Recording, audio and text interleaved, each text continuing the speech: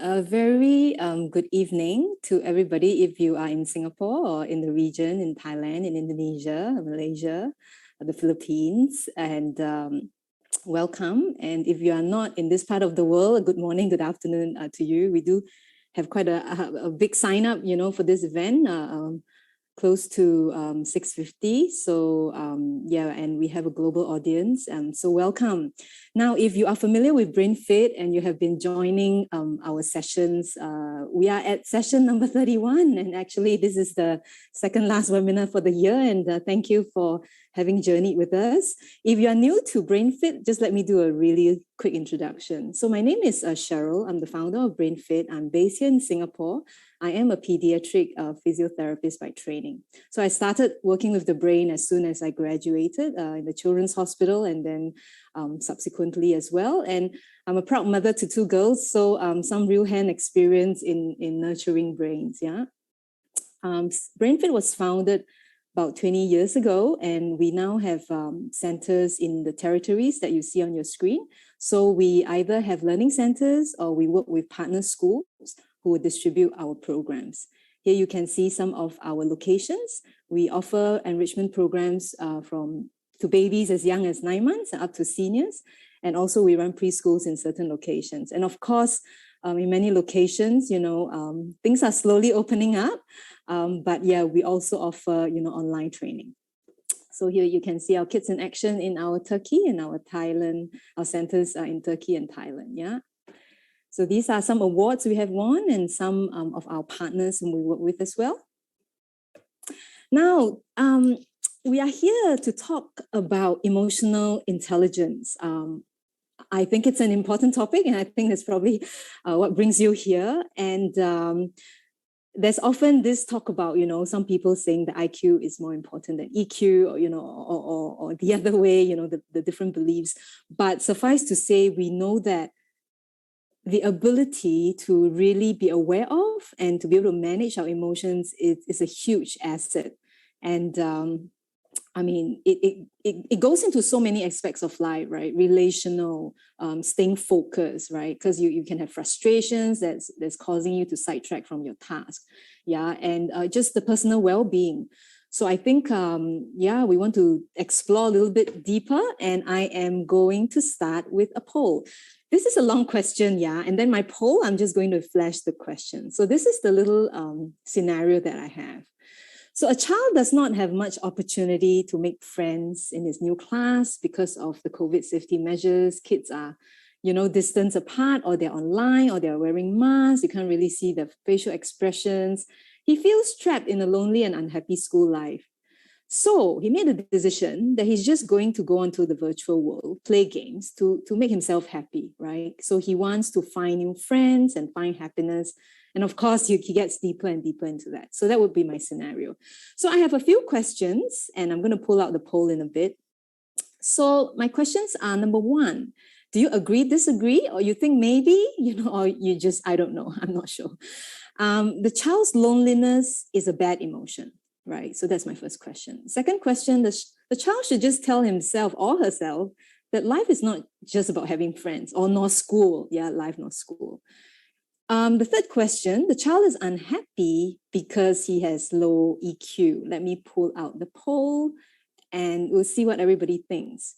All right. So, so if possible, you could help me answer some of these questions, no right and wrong, just to see how you feel. So the question is, a child is not feeling very happy, having lots of trouble making friends because school is very awkward, socially, and he's unhappy. He's lonely, and he's gone and made a decision to find happiness virtually, right? And he gets into that more and more and more. So the questions are, the child's loneliness is a bad emotion. Thank you. I see all the responses coming in. We're about 40%, right? Just wait a little bit more. And, or the child should just tell himself, like, come on, life is not just about what you can't have, right? You just have to deal with it. And the last question is, is an issue that of emotional intelligence, right? So what is emotional intelligence? Is this a case that might fit into that? All right, so we're about 60%. I'm just going to wait for about 5 more seconds, and then we will close the poll and then have a look at the results. Yeah, thank you. Okay, still see the numbers coming up, coming up to 70 now. All right, okay, I think I'll just end it right now and share the results. Thank you for your participation. Okay, there we go. Can you see the results? Yeah, I hope you can, yeah. And yeah, so 60% of the audience disagree with the first question, right? So the child's loneliness is a bad emotion. So that's the question. So about 20% agrees, 13, maybe 5%, not sure. Second question, the child should tell himself that life is just not about just having friends, right? 44%, close to half, disagree as well. And then a sizable number agrees, right? You should just get his act together, you know, and deal with whatever circumstance that he has, right? The child is unhappy because he has low EQ, 50% disagree, and 20% agree, maybe 20%, and 5% not sure. Thank you. Right, I'll just stop sharing, and I need to move this out of my screen. Okay, right. So let's explore some of these questions that was in the poll, yeah? And so for today's session, I want to talk, I've split it into two main areas: to understand EQ, or emotional intelligence, and then, of course, to look at strategies to build stronger EQ. Yeah. So let's look into understanding what emotional intelligence is a little bit. So this is our emotion brain. Yeah, you see many areas that are kind of like, you know, with big names: hypothalamus, you know, thalamus, hippocampus, and all that. But you know, this green size area, right? It is the amygdala. It's where a lot of emotions arises there. So you can see this horseshoe shape. We always talk about the hippocampus. That's the memory area. You can see the memory regions very close to our emotional areas. And that's why, you know, if you can make a lesson memorable, if you're a teacher, right, if you can evoke some emotions, you can help, you know, memory retention. But conversely, if you experience a traumatic event, then it could be encoded into the memory system. And that's why you have, you know, post-traumatic stress disorder and symptoms. Yeah. And you can see the other areas that are named, they're kind of together, you know, called the limbic system. So your temperature areas, your heart rate areas, your movement areas, cognition as well. So it's a big system, right, coming up from this little amygdala, but really having lots of interconnections with other areas, which is why, you know, if we're feeling frightened, our heart rate goes up, and you have all the other kind of like bodily sensations as well, right? So because it's all linked, yeah. So that's the emotion brain. Now, emotions by themselves are helpful, right? Why? We are given emotions, we are born with emotions to really help us seek out things that we both want and need. Also, in a very big way, to protect us from harm, right? So if you're afraid of something that could harm you, then that fear is actually protecting you, right? You see a dark alley and you get afraid, you get scared. Well, maybe there are real dangers in the dark alley, so we avoid that. So emotions protect us. They push us into action so that we can go out and find what we want to be fulfilled. It helps us to learn from experiences, right? Pleasant and unpleasant experiences, and you want to recreate more pleasant experiences. And of course, it builds bonds between all of us socially. All right, our friendships, the love, you know, the joy, the connection between people. And so without that emotions, then it's hard to come together.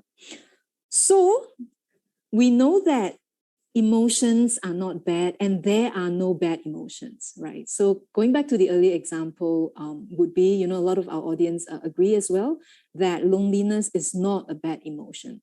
Emotions just are and just should be respected. right? So when we talk about helping our children, that's really understanding EQ is 101, right? The first piece of information that's really important is that there are no bad emotions, right? So when I learned about that, I stopped saying to my child, don't be afraid. Why are you feeling sad?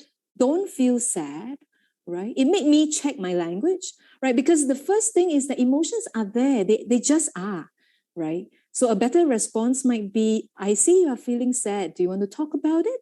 Right? It's okay to feel sad because there are no bad emotions. All right. So that's important because we are here to talk about, how to help our children. So the first thing is to understand that even seemingly negative emotions like anger, anxiety, they're just there. Yes, they are uncomfortable, they are unpleasant, they could make us unwell, is right.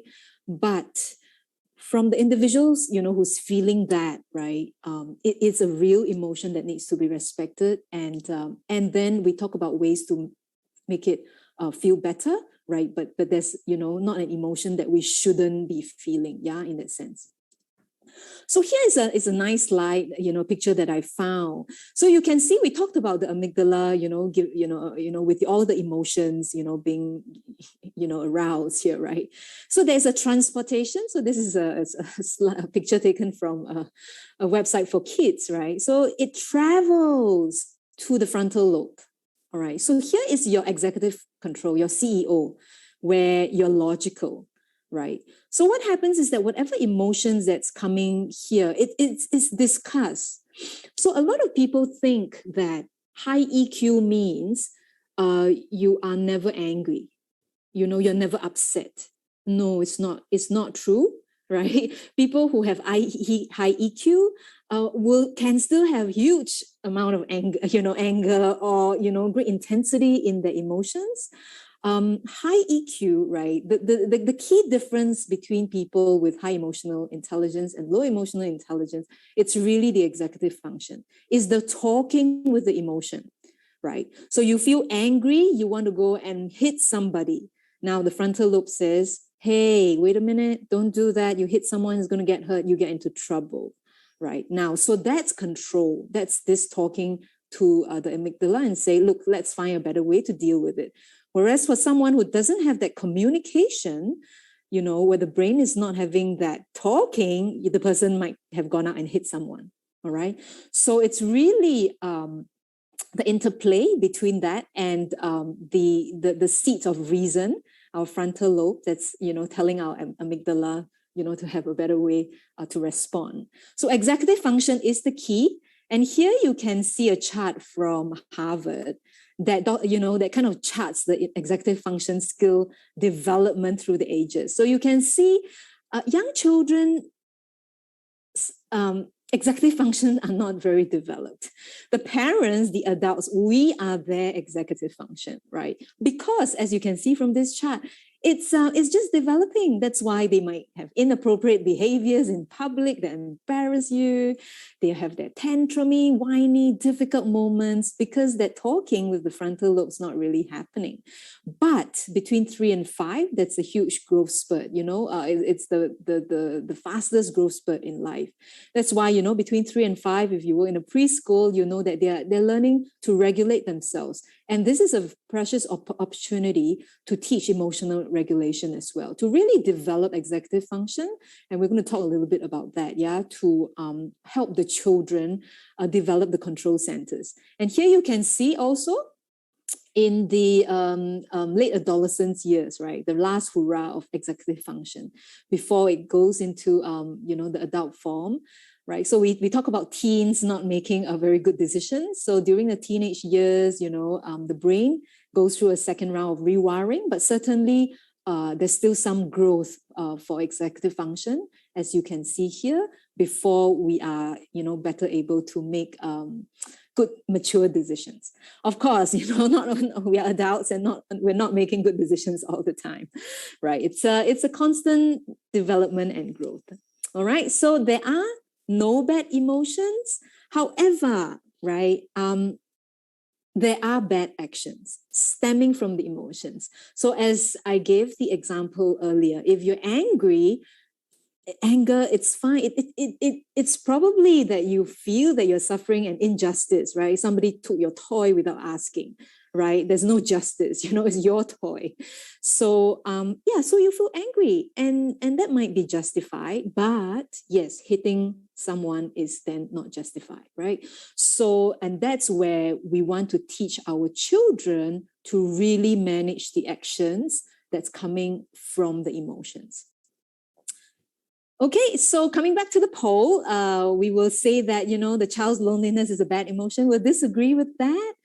Now, the child should tell himself that life is not just about having friends. While this statement is true, remember in one of the earlier slides, we talk about emotions drive us to seek what we need and what we desire. And social connections is a very innate need in all of us, right? So I wouldn't say that, yes, life is not just about that, but I think we need to respect also. I mean, I probably wouldn't go that direction. I'll probably acknowledge that, yes, you need friends. And where are we going to get friends for you? Let's brainstorm that problem, right? Rather than saying, hey, too bad, you just got to deal with it, because we are social beings. Yeah. While this statement is true, right? As an adult, we know it. Life is not just about one thing, right? We can look into the other areas, but especially for a child, I guess if this was a teen, it could be a very real need. And a better way might be to talk about that need and how can we find better ways perhaps to meet that. Now, the child is unhappy because he has low emotional intelligence, right? So here, I actually put maybe, all right? And again, no right and wrongs, we're all discussing, right? Why? Because we are going to go into the definition of EQ. I will also agree if you say, look, that's not right, so that's why I'm a bit off in the fence, but I'll explain why, okay? It's, because this is a potentially adverse kind of behavior, right? So addictive, it can create addiction if the guy, especially as the child goes into it more and more. So this decision is not wise, certainly. The emotion has to be respected, but he's not chosen a healthy way, to manage it, a potentially, addictive way. So which is why it goes into maybe. Now, here I just want to go into definitions a little bit, just to clarify the concept. Yeah. So when we talk about EQ, there's often 4 components, definition-wise, that we talk about. And the definitions are useful because it helps to guide you when you think about what you want to build and help your child develop, or what may be lacking. Yeah, we can become a bit more precise. So the definition of EQ is that you have, first of all, this is your personal competence. Okay, personal. Let's look at the role first. And for competency, you need 2 skills. Number 1, you need to be first aware. I am feeling lonely. I am feeling sad, right? And many people, and this is also from research, they are feeling a certain way, but they're not even able to articulate. But they go into action straight away without being able to say that, look, I'm really feeling down or lousy, right? So the awareness and the ability to articulate is really important. The second skill would be to then manage that emotion, right? So there's 2 different things. One is you need to first be aware, right? To have insight into yourself. What's going on, right? My heart's beating fast. Oh, something is going on, right? And then you're able to manage that. I'm going to take deep breathing to calm myself down. The second part is social competence, where it's the same, the 2 skills are the same, except now the awareness is about the people around you, right? You have awareness of how others are feeling. So you can tune in with others, right? You can feel for others. Empathy, we call that. Yeah. So social awareness. And then number 2 is then managing those emotions in other people. Do you have the skills to then navigate? If somebody is sad, what am I going to say to my friend? Right? I mean, can you feel with your friend? Tone, lower down your tone, speak slowly, be with. Do you have those skills? Or are you still coming on, hey, I'm so happy today, when you see a friend who's sad, right? So those would be your social skills. Yeah. So again, 4 aspects. The first two is about the self. The second two is about others. And then it's split into awareness skills and management skills. So if you look at, the brain areas that we talk about, so it's almost awareness is almost, becoming, tuning in, right? Either in yourself or in others, what your amygdala, the messages that your amygdala might be sending.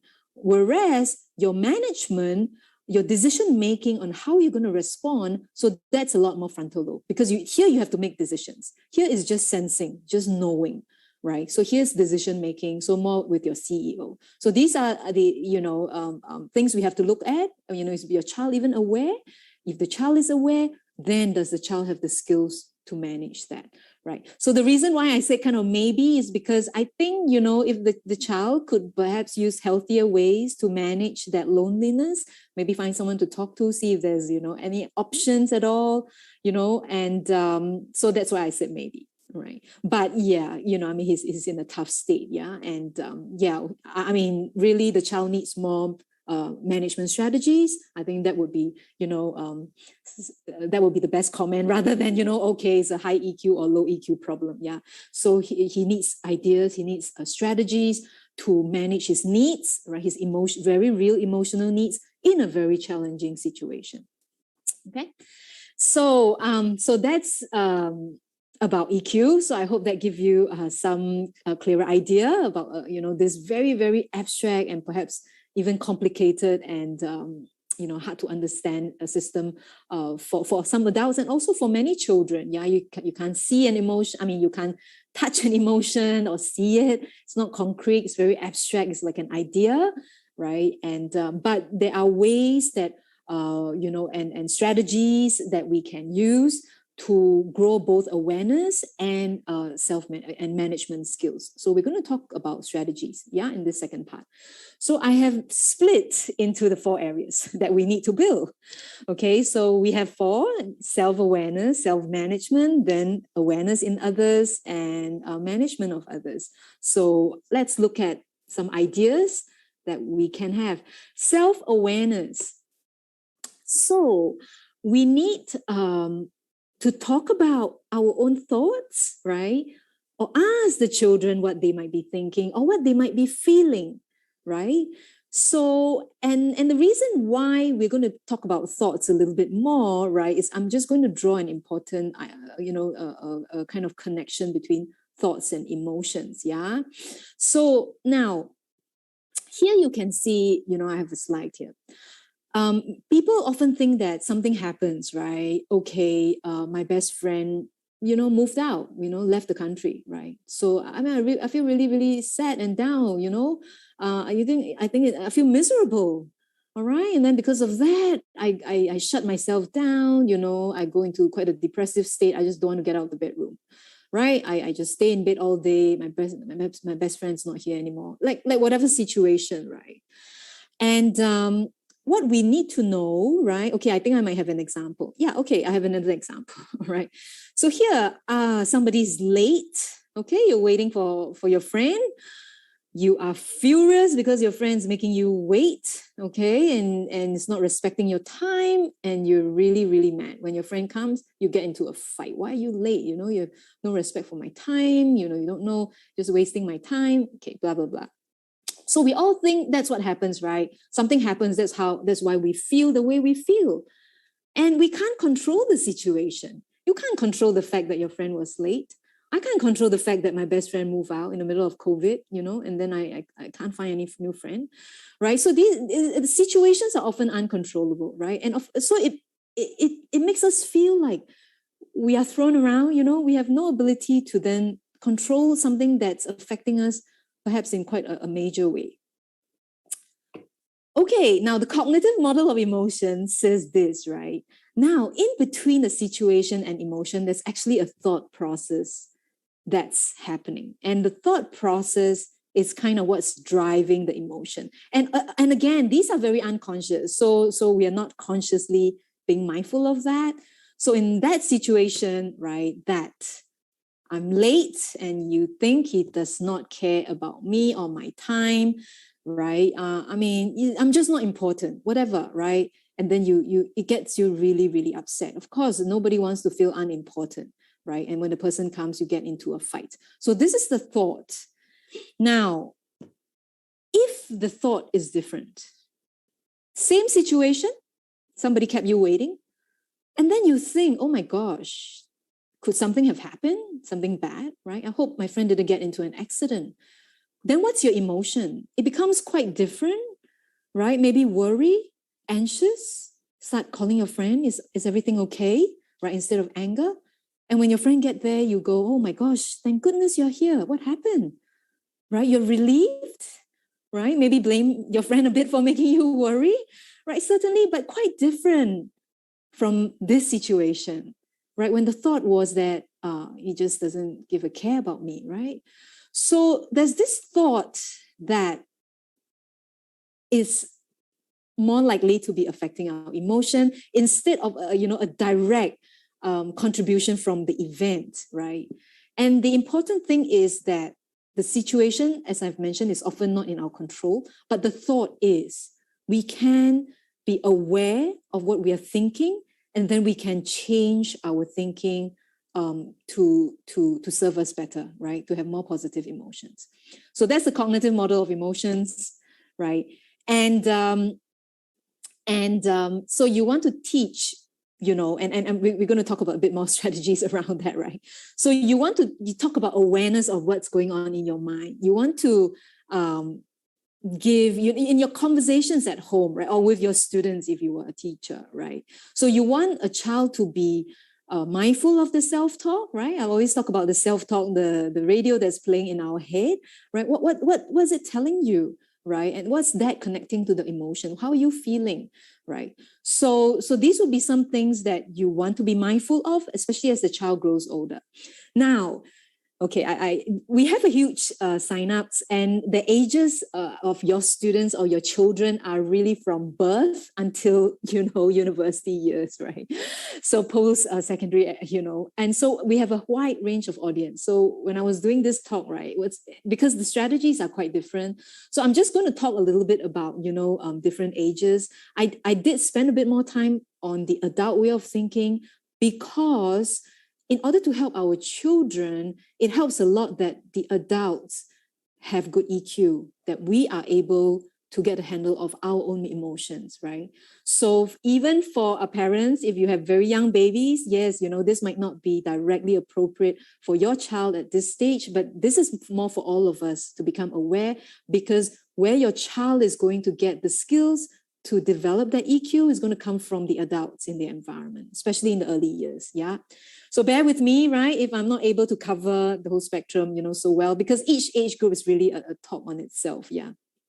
And when you come to the younger kids, right, you want to introduce emotional language, vocabulary very early. You want to talk about how emotions look like, feels like, yes, you're smiling, how does your face look like when you're afraid? Yeah, how does your body feel like, right? So you just want them to make something that's intangible, become tangible. You can kind of see emotion by your actions. You can feel it with, the different physiological feel that you might have, your face going flush red, your face, your palms are sweaty, are you anxious, or upset?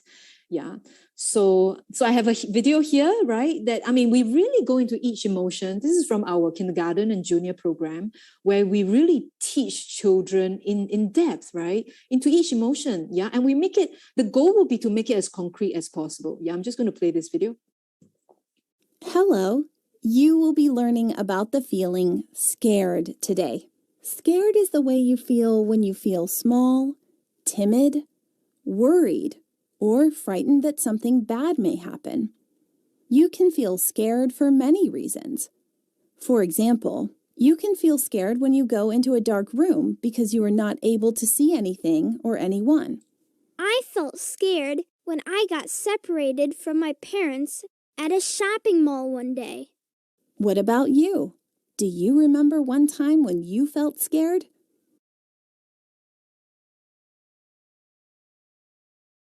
We get the kids to participate. What happens inside your body when you feel scared? When I feel scared, My heart beats fast, and I feel like crying. What about you? What happens inside your body when you feel scared?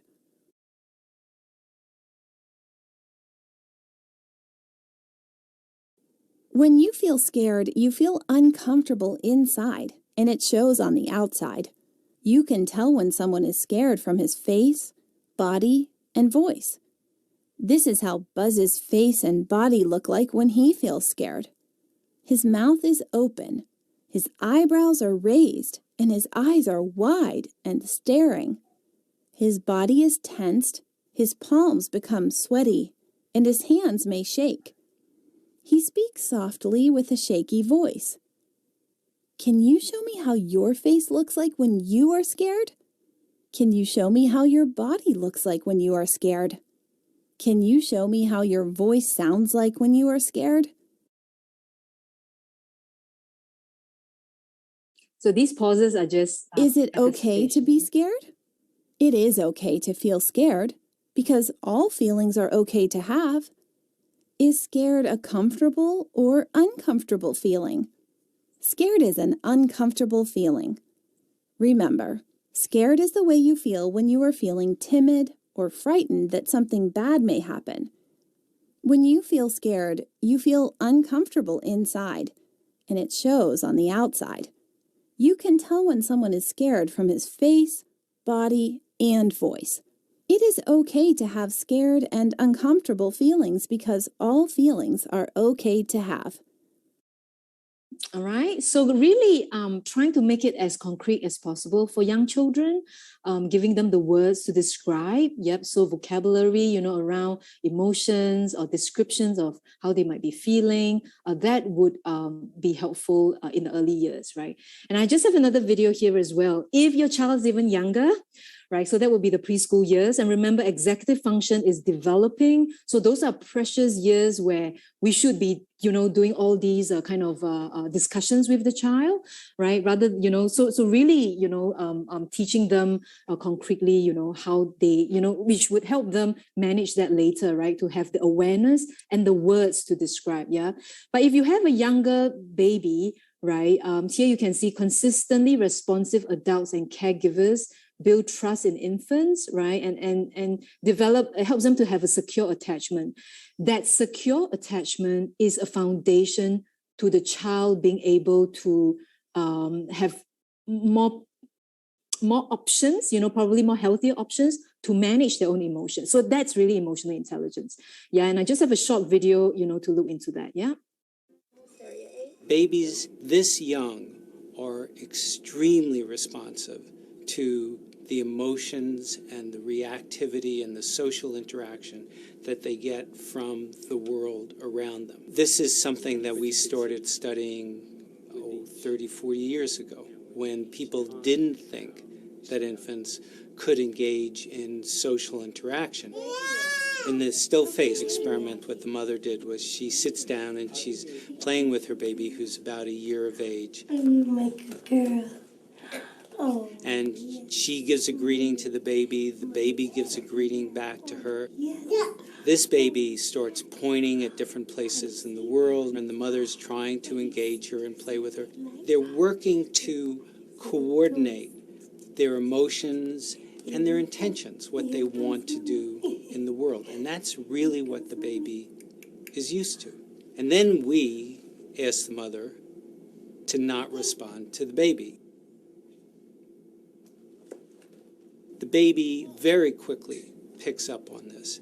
And then she uses all of her abilities to try and get the mother back. She smiles at the mother. She points because she's used to the mother looking where she points. Yeah. The baby puts both hands up in front of her and says, "What's happening here?" She makes that screechy sound at the mother, like, come on, why aren't we doing this? Even in this 2 minutes, when they don't get the normal reaction, they react with negative emotions, they turn away, they feel the stress of it, they actually may lose control of their posture because of the stress that they're experiencing. Okay. I'm here. And what are you doing? Oh, yes. Oh, what a big girl. It's a little like the good, the bad, and the ugly. The good is that normal stuff that goes on, that we all do with our kids. The bad is when something bad happens, but the infant can overcome it. After all, when you stop the still face, the mother and the baby start to play again. The ugly is when you don't give the child any chance to get back to the good. There's no reparation, and they're stuck in that really ugly situation. It was quite distressing to watch as well. Yeah, but I think like the words mentioned, I think consistency, being responsive to your child's emotions. I think if you have a very young infant, that would be that's hard, right? I mean, because that entails a lot of observation skills, being in tune all the time as well, right? And but that really helps baby to have that secure attachment that sets the stage for healthy emotional responses. All right, so we just have to move on and let's look at the management cluster. Yeah, so before we talk about self-awareness, so then we introduce the idea that it's not an event that triggers an emotion, but there's a thought process, right? So, and the thought is changeable. If we think in a different way, we can change our emotions, right? So that gives us a strategy to manage, and we will talk a little bit more. And then with young children to have a very emotionally rich vocabulary, in terms of having very rich emotional vocabulary, and then consistent and warm, parenting. So when we come to self-management, then building on the awareness of our inner self-talk would be to check that self-talk and to ask ourselves, is it helping me or not? Right? I mean, are the thoughts helpful? Right? I just think that, my friend doesn't care. I mean, does it really help me? Yeah. And if it doesn't, if it's leading to uncomfortable feelings, then let's change that to have more positive thoughts, perhaps, right? So this would be a video for the older kids that we might use to really introduce them to the idea that they can manage their emotions if they can tune in first to their thoughts, yeah, and then think about whether that thought is helping or not helping them, yeah. I'm going to tell you a secret. Did you know that everybody has a hidden radio playing inside their head all the time?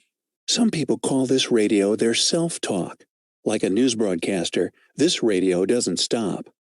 When your neighbor Jill did not wave back to you this morning on her way to school, the radio in your mind raised the alarm that she is being rude to you.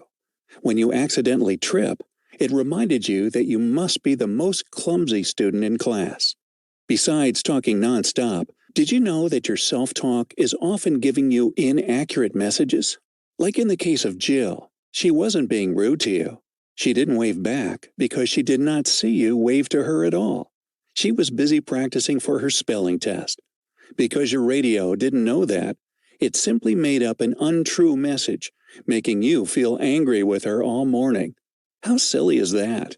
In fact, every time your radio tells you that you will never make it no matter how hard you try, or that the mistake you made shows just how lousy you are, or that you are more likely to mess up than do well before you even try, don't believe any of that blindly. Your brain is like a muscle, so if you focus and practice hard on any task, can you do it better? Of course. Although a mistake can make you feel like a loser, it is actually trying to tell you where you need to work on. Mistakes are always there to help you improve. If Thomas Edison did not make 1,000 mistakes, he would not have learned enough to succeed in creating the light bulb. And how is it possible for anyone to know that they would mess up before they even try? Now that you know the secrets of your self-talking radio, remember to never believe every thought that comes into your mind.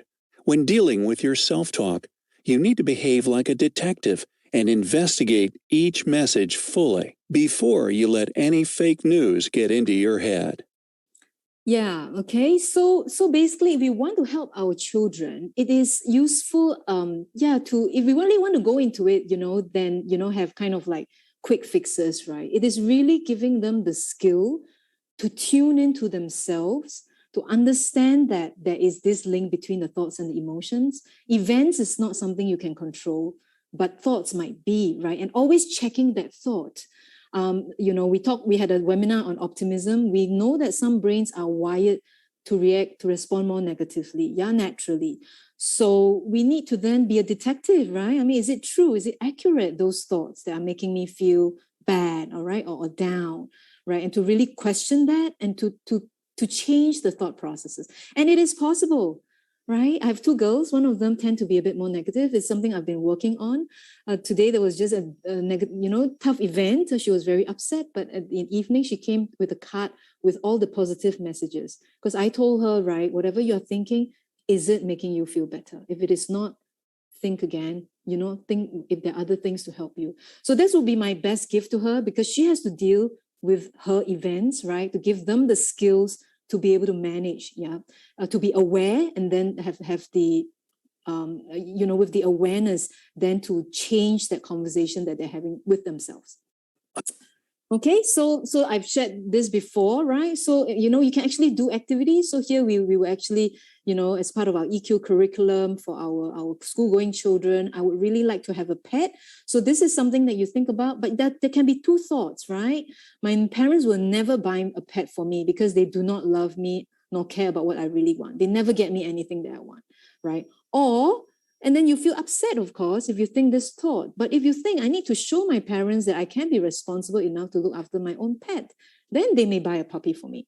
Then the feeling might be fine because there's something you can do about that, right? So it's not just, so there is that thought quietly, unconsciously, but it's kind of happening that's affecting how we feel, yeah?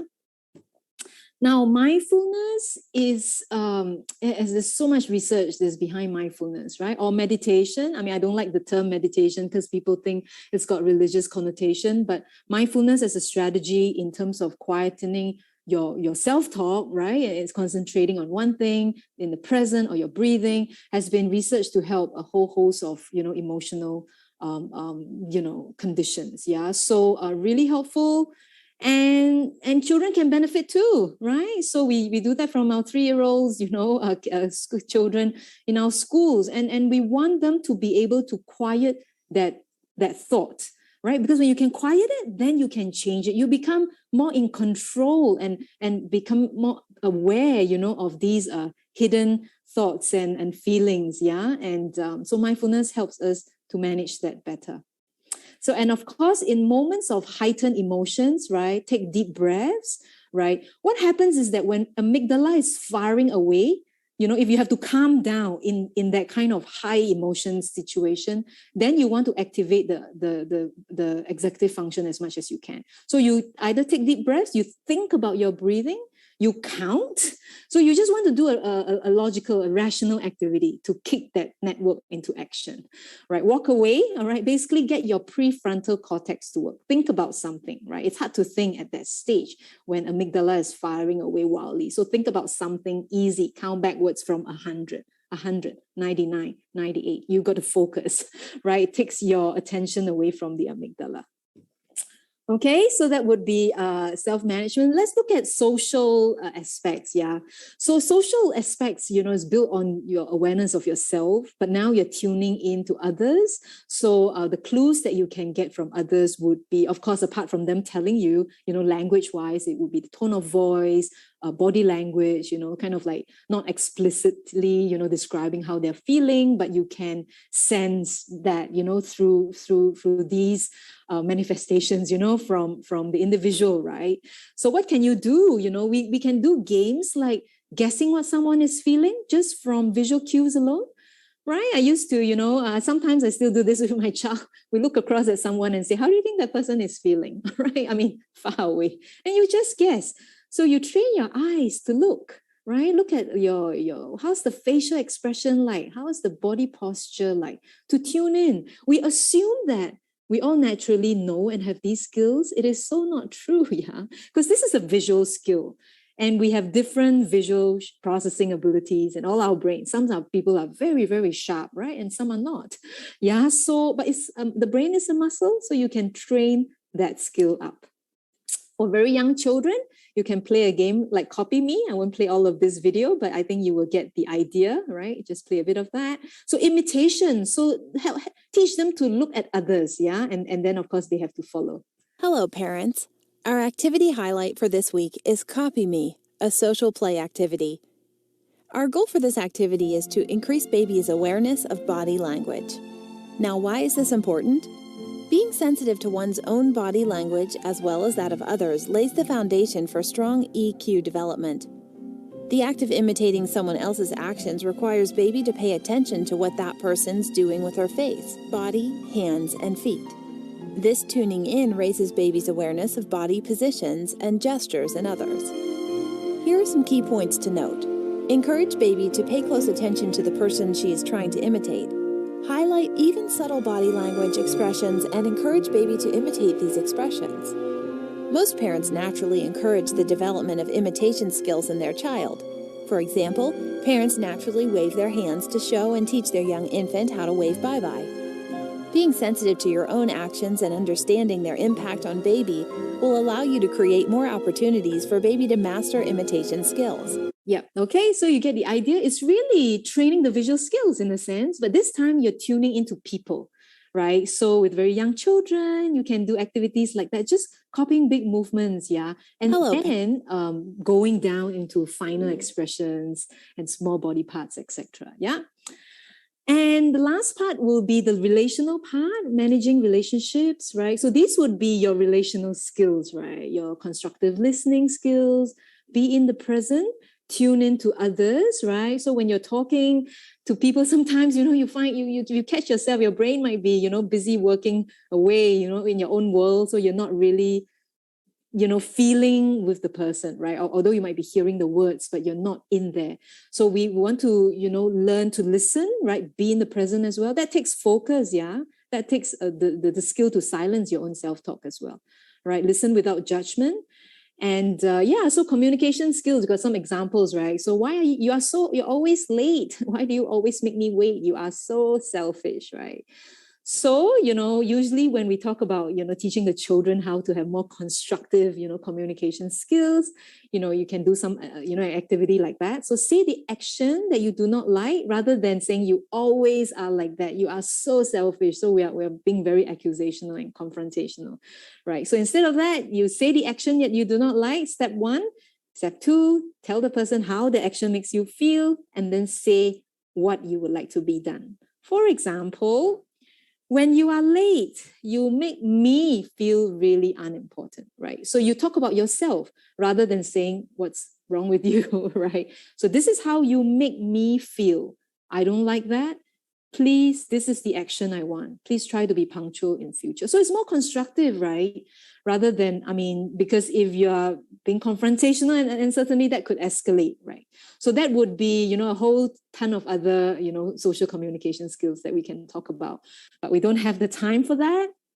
Now, I just want to end off towards the end to highlight that many behavioral flaws in people might be linked to weak brain processes. But we like to think of, people having a certain character, right? He's just mean, he's insensitive, right? But we have worked with people long enough, right? Somebody who does not listen, doesn't know that it's so important for you, could have an auditory processing weakness. She's so insensitive, she cannot see that you're upset. It could be a visual processing challenge, right? The person who keeps doing the same things to upset you could be struggling with cognitive inflexibility, right? Not that they are trying to make life hard for you, but they could have very real processes that's kind of making, the desired behaviors difficult, yeah? Always late could be a time management skill, right? Executive function, CEO not doing its job. So having this view, I feel, right, makes you a little bit less angry in your important relationships, right? Because maybe it's not deliberate. They're not trying to hurt you or make your life difficult, right? So just keep that thoughts open. And then in the younger groups of kids, use a lot of social stories. Hands are not for hitting, teeth are not for biting, sharing time, like taking turns, so all these different skills are so important. So very nice time to use them, when they're young. So that would be that. So in summary, there are no bad emotions, but there are bad actions. So it's really the executive function that's managing, those undesirable emotions that we want to strengthen. So there are the 4 components of EQ, right? Self-awareness and management, and social awareness and relational management. Yeah. So, and some strategies that we talk about. So self-awareness would be to tune into your thoughts, to understand the connection between thoughts and emotions and behaviors, and to talk about emotions explicitly. And of course, very consistent parenting. Yeah, I miss that, right? Your warmth, consistent parenting for a very young child, right?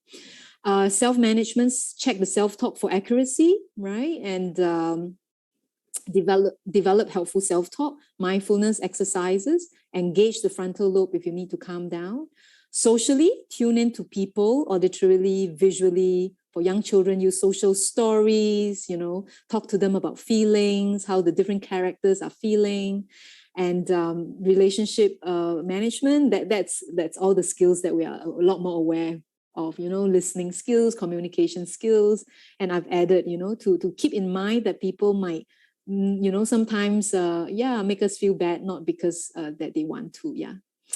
All right, so with that I end, and so really appreciate if you could give us some feedback through this form. And if you're interested in any of our programs to find out more, please do fill in the form as well. And also, if our questions cannot be answered and you do want an answer, please write it down on the feedback form, and then we will get back to you, right? So informational sessions, brain fit programs, and also it leads you to the next webinar, which is our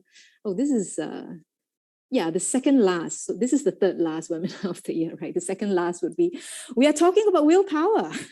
Tired of reminders and nagging? Help your child develop willpower and habits. All right. So we're still kind of on the emotional track a little bit, but, a bit more to kind of self-management behaviors. Still talking about executive function. Yeah. So that will be in 2 weeks' time. Shirley, do I have any questions? Yes, we do have a couple of interesting ones that we have not answered yet. So I think one good one is about these days how children spend more and more time online. So do you think that it has had a negative effect on the emotional intelligence of children? Personally, I think yes. And I think in a major way, there is I'm concerned for my own children, if you ask me. I mean, in Singapore, we've been wearing the mask since April last year. How do you learn non-verbal language if you can't see somebody's face, right? I mean, it's very real. I mean, not just online, not to mention online. How can we feel someone as easily online? Of course you can, right? But you only see the face, right?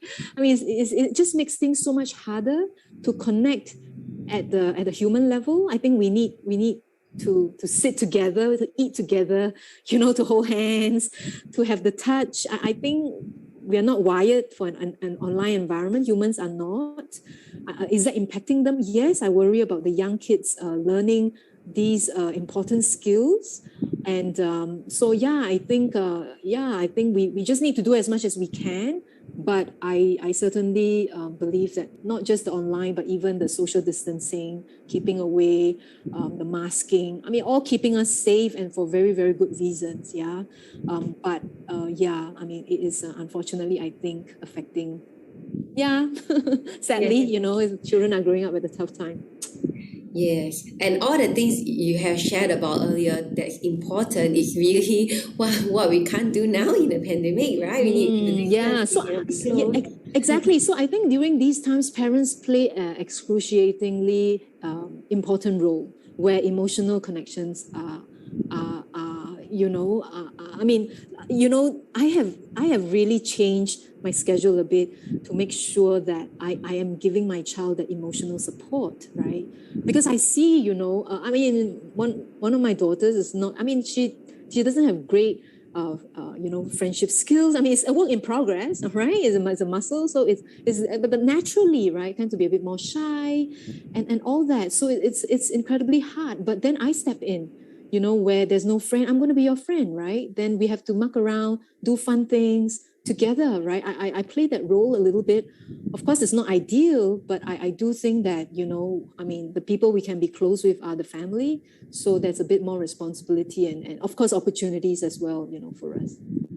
Yes. And great. And relating to this, right? Actually, somebody asked for your opinion on this talk about how children will catch up later on with what they're behind their social skills due to the pandemic. So, is there a catching up later that they can do when we're out of the pandemic, maybe? I certainly hope so. And the answer should be yes, in that there's a lot of catching up to do, obviously, right? But the brain is a muscle, right? I mean, you can have a very insensitive adult learning social skills, right? I mean, the reality is that it is not too late. But I think what's more important is that we become aware, so it's great that you are here, in a talk like this. So we all collectively grow in our understanding and then we have more ideas and strategies and help our children along, right? But is it just going to happen naturally? I think yes, for many children who may already have those skills, heavily wired, they don't have the opportunities. But for some, I think we have to be a bit more deliberate in creating those opportunities, helping them, regain, kind of close the gap, when they can mingle again. Right. So I think it will be different. For some, it will be very natural, not something we have to worry about. But for other kids, as in all things, right, our brains are just different, right? Some of us read easily, some of us struggle with reading, some of us just can read, but we don't like it, right? So I think it's the same, whether we have these skills. These are all skills, remember, right? So innately, some are born with, a kind of stronger biology in certain skill areas. And it's the kids who don't have that biology, I think, the younger ones, where these important processes are developing. So we want to kind of keep an eye out on them. Yeah.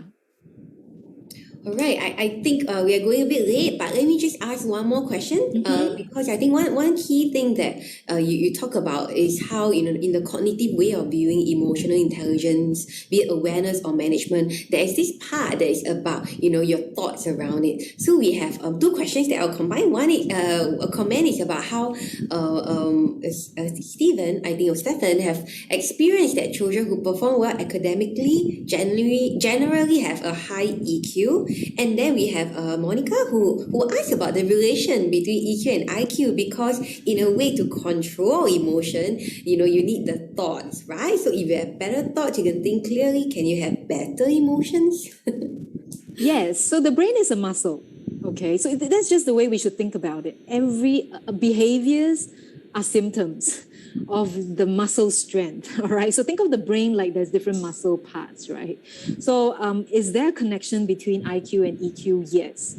Now, research has shown, and I think I might have shared this just in the last webinar, IQ requires an integration, a talking of different brain parts, namely the movement areas, visual areas, auditory areas, frontal lobe.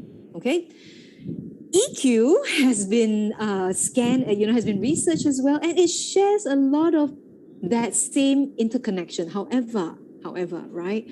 So there is some basis. So you are right. Some children who are very bright cognitively, could be very in tune, emotionally. However, it is not always the case. Come on, we have all seen that genius out there, who is kind of awkward socially, right? I'm sure we know of them, right? Very, very bright, but kind of can't, have a very, nice conversation with them, or, they might just be talking about themselves, So, because while broadly we talk about visual, we talk about auditory, right?